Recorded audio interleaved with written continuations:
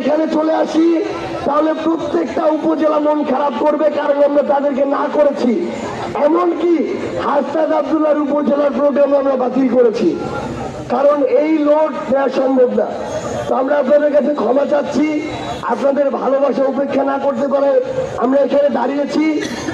আপনাদেরকে শুধু একটা আহ্বান জানাই, 24-এর অভ্যুত্থানে যেই আকাঙ্ক্ষা নিয়ে আমরা রাজপথে নেমেছিলাম সেই আকাঙ্ক্ষা এখনো পূরণ হয়নি, তাই রাজপথ ছাড়ার সময় এখনো হয়নি।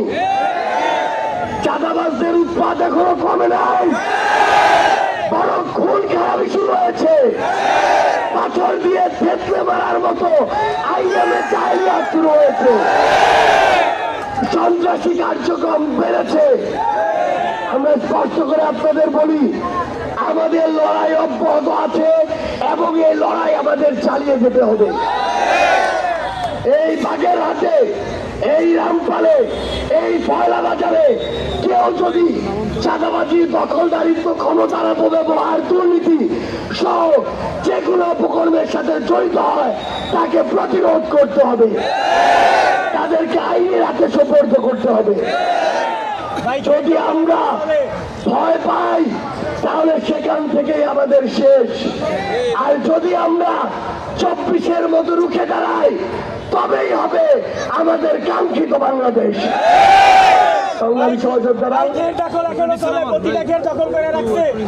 এ পর্যায়ে আমাদের মাঝে সংক্ষিপ্ত বক্তব্য উপস্থাপন করবেন জাতীয় নাগরিক পার্টি এনসিপির মুখ্য সমন্বয়ক জনাব নাসিরউদ্দিন পাটোয়ারি।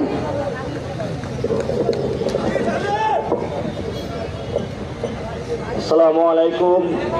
প্রিয় রামপাল উপজেলাবাসী, আপনাদের এটা উপজেলা হলো অনেকগুলো জেলার চেয়েও আপনাদের এটা অনেক বেশি কার্যকরী। আপনাদের এখানে ইন্ডাস্ট্রিয়াল জোন হচ্ছে।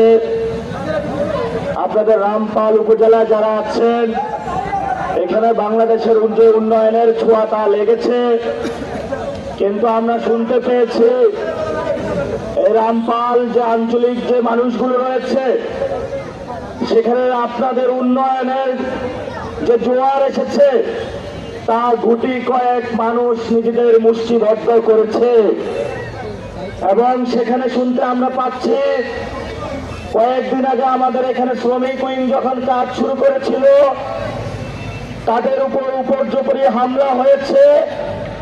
এবং আমরা আরো শুনতে পেয়েছি এনসিপির যারা এখানে কাজ করছেন তাদেরকে বিভিন্নভাবে থ্রেট দেওয়া হচ্ছে। কিন্তু আমরা সবাইকে সাবধান করে একটি কথা বলতে চাই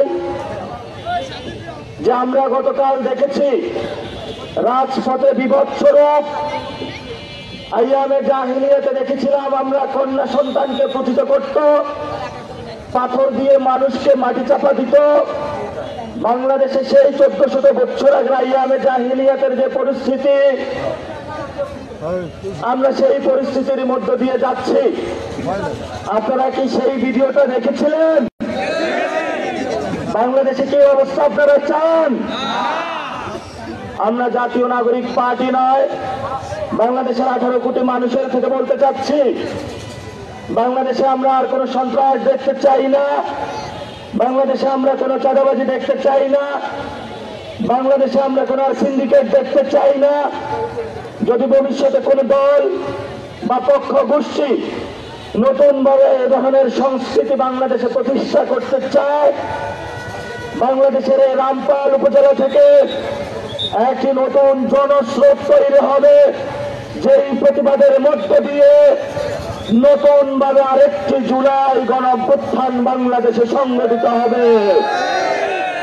আপনারা রামপালবাসী কি ঘুমিয়ে গেছেন? রামপালবাসী কখনো ঘুমায় না। আপনাদের এখানে উন্নয়নের ছোঁয়া লেগেছে, সরকারি বিভিন্ন প্রজেক্ট হাতে নিয়েছে, কিন্তু আপনারা লক্ষ্য রাখবেন আপনাদের যে জমিগুলো রিকোয়ারমেন্ট করা হচ্ছে, সেখানে যে কৃষি জমিগুলো নেওয়া হচ্ছে, আপনারা আপনাদের প্রাপ্য আদায়টুকু বুঝে নেবেন।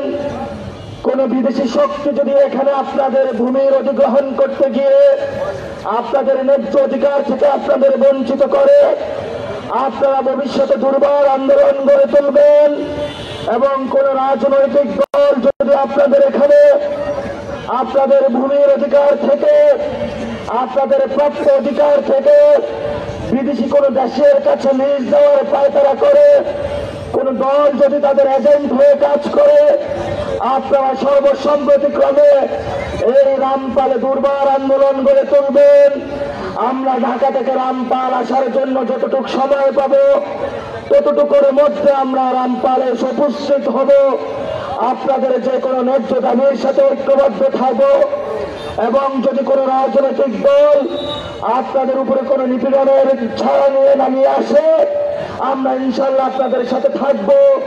গণ অভ্যুত্থানে যেভাবে আমরা রাজপথে ছিলাম, ভবিষ্যতেও থাকবো। বাংলাদেশ একটি নতুন জায়গায় যাচ্ছে। আপনারা ভালো থাকবেন, আমাদের জন্য দোয়া করবেন। আমরা বড় বড় চাঁদাবাজদের বিরুদ্ধে দাঁড়িয়েছি, আমাদেরকে রাজপথে তাদেরকে মোকাবেলা করতে হবে।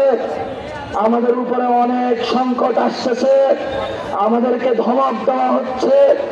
বিভিন্ন জায়গায় এসি রুমে বসে বসে বলতেছে যে তারা বাংলাদেশের মানুষটা কি সংস্কার বুঝে না, বাংলাদেশের মানুষটা কি বিচার বুঝে না। রামপালবাসী বিচার বুঝে, রামপালবাসী সংস্কার বুঝে। বাংলাদেশের মানুষ শিক্ষিত হচ্ছে। ভবিষ্যৎ বাংলাদেশকে কলা দেখিয়ে আর চুপ করানো যাবে না। এই জন্য আমরা তাদেরকে হুঁশিয়ার উচ্চারণ করতে চাই।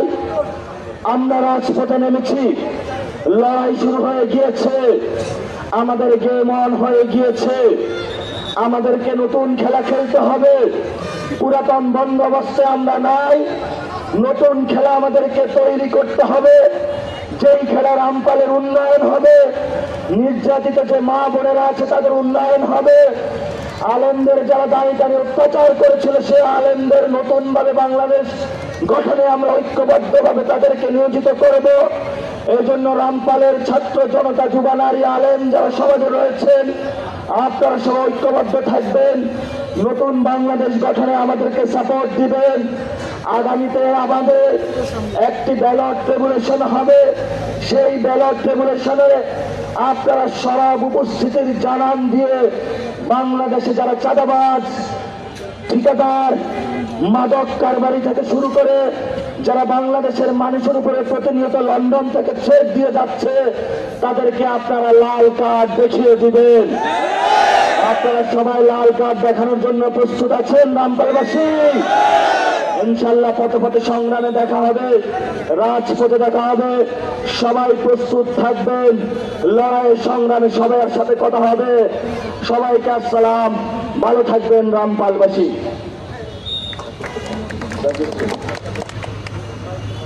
প্রিয় রামপালবাসী, এই পর্যায়ে আপনাদের সামনে বক্তব্য রাখবেন রাজপথের লড়াকু নেতা, ঢাকা বিশ্ববিদ্যালয়ের প্রতিটি পরতে যার সংগ্রামের স্লোগান পুথিত রয়েছে, এই গণ অভ্যুত্থানের প্রথম রাজবন্দী, ডাকসুর সাবেক সমাজসেবা সম্পাদক, যাকে বর্তমানে বাংলার ভাসানী বলা হয়ে থাকে। আমার হলে একই সাথে আমরা ছিলাম। আজ পর্যন্ত আমি আক্তারকে দেখেছি কোনো 2 টাকার দুর্নীতি করে নাই। সেই গণ অভ্যুত্থানের আগে যার স্যান্ডেল, যে পায়ে যে স্যান্ডেল পরে ঘুরেছিলেন, একই স্যান্ডেল এখন পায়ে ছিল। যেই জামা পরে তিনি থাকতেন একই জামা আছে। যাদের ছোঁয়াতে জীবনের কোনো দুর্নীতি টাচ করে নাই, সেই ভাই আপনাদের সামনে উপস্থিত হয়েছেন। এই পর্যায়ে আপনাদের সামনে বক্তব্য রাখবেন জাতীয় নাগরিক পার্টি এনসিপির সদস্য সচিব জনাব আক্তার হোসেন।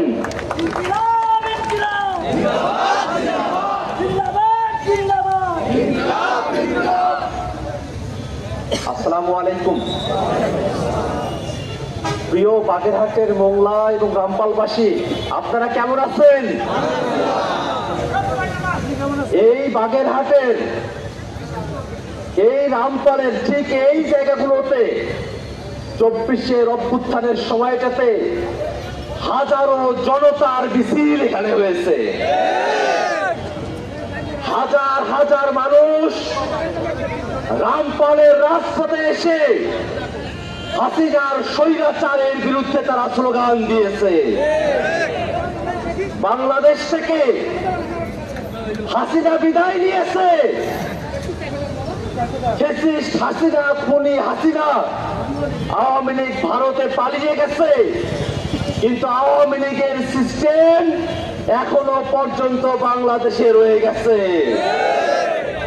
আপনারা দেখেছেন চাঁদার জন্য ঢাকায় একজনকে কিভাবে পাথর দিয়ে ঠেকিয়ে হত্যা করা হয়েছে।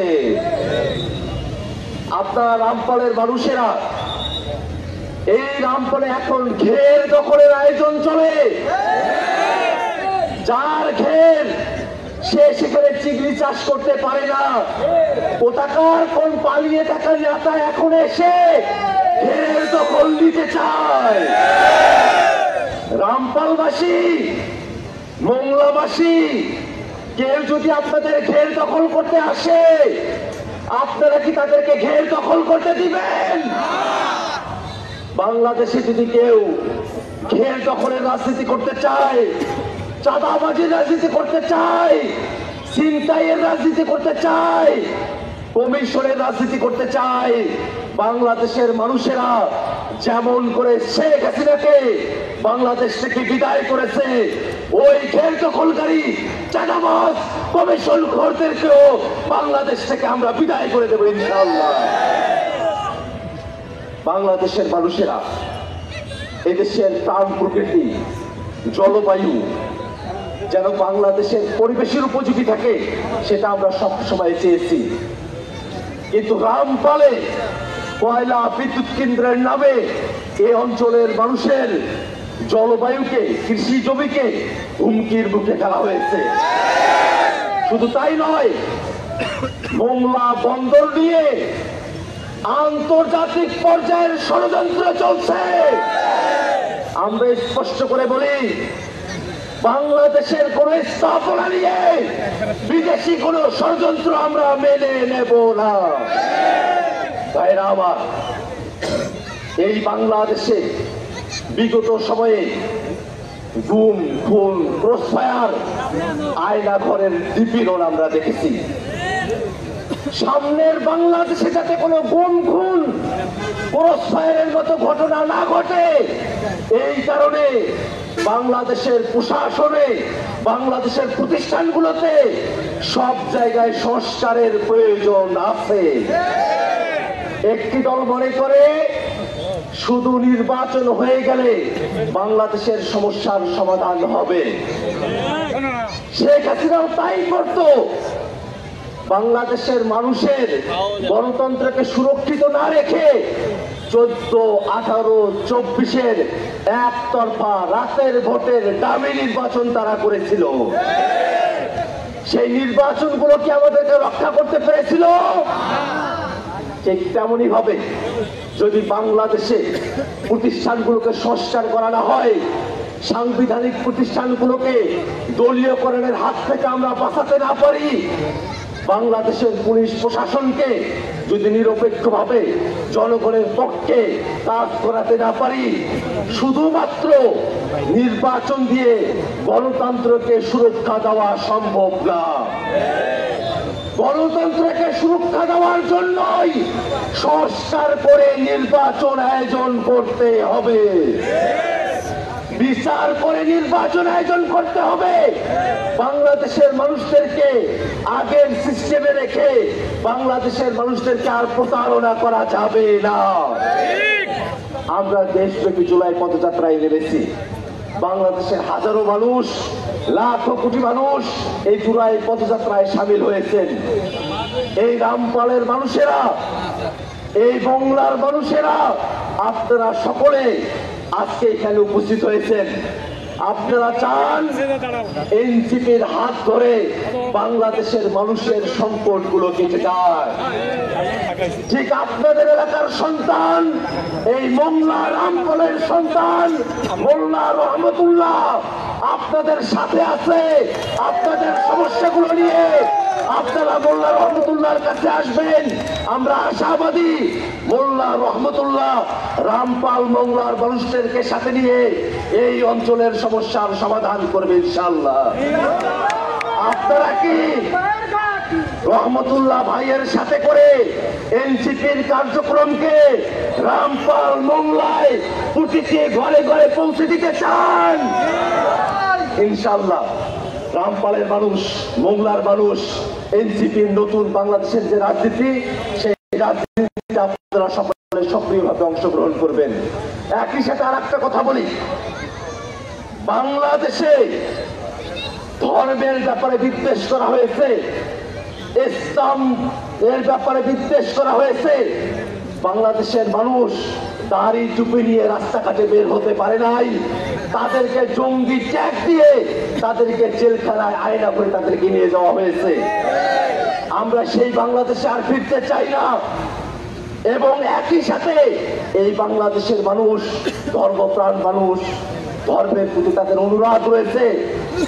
এই বাংলাদেশের মানুষ ধর্ম নিয়ে বাড়াবাড়ি করা পছন্দ করে না।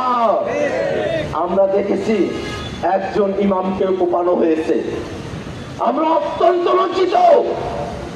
কোন মুসলমান বিনা কারণে আর এক ব্যক্তির উপরে তারা হামলা করতে পারে না। আমরা বাংলাদেশের মুসলমানের কাছে অনুরোধ করি, এদেশের মানুষের নিরাপত্তার স্বার্থে এদেশের মুসলমানদেরকে সর্বাধিক সচেতন থাকতে হবে। ধর্মের নামে যাতে কেউ বাড়াবাড়ি করতে না পারে, ধর্মের নামে যাতে কেউ সন্ত্রাস করতে না পারে, ধর্মের নামে যাতে কেউ ধ্বংস করতে না পারে, সে ব্যাপারে আমাদের সকলকে এক থাকতে হবে। বাংলাদেশে ধর্মের নামে আমরা কোনো বিভাজনকে আমরা উস্কে দেব না। এদেশের মুসলমান, হিন্দু, বৌদ্ধ, খ্রিস্টান এবং চাকমা, মারমা, বিহারি সহ আমরা সকলের বাংলাদেশ আমরা বিনির্মাণ করব। এদেশের ঠেলা, মজুর, রিক্সা চালক, শ্রমিক, আলেম, ওলামা, নারী, পুরুষ, ছাত্র, শিক্ষক সকলের জন্য সমান সুযোগের, সমান মানবিক মর্যাদার এক বাংলাদেশ আমরা প্রতিষ্ঠা করব ইনশাআল্লাহ। প্রিয় রামপালবাসী, আপনারা সকলে অনেক কষ্ট করে এখানে উপস্থিত হয়েছেন। আমরা আমাদের এই বক্তব্য আর দীর্ঘায়িত করতে চাই না। আমরা শুধুমাত্র এইটুকু প্রত্যাশা করব, এই বাংলাদেশের স্বাধীনতা সার্বভৌমত্বকে রক্ষা করতে, এই বাংলাদেশের মানুষের নাগরিক অধিকারকে রক্ষা করতে এনসিপি যে নতুন যাত্রা শুরু করেছে, সেই যাত্রায় রামপালের মানুষ, মোংলার মানুষ, বাগেরহাটের মানুষ গোটা বাংলাদেশে উজ্জ্বল নক্ষত্র হয়ে থাকবে ইনশাআল্লাহ। আপনাদের সকলকে আবারও সালাম জানিয়ে আমি আমার কথা এখানে শেষ করছি। ইনকিলাব জিন্দাবাদ।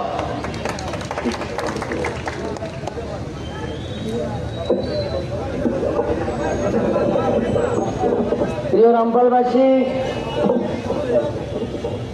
আমাদের ক্যাপ্টেন হাসনাত আব্দুল্লাহর বক্তব্য শুনতে হলে, নাহিদের বক্তব্য শুনতে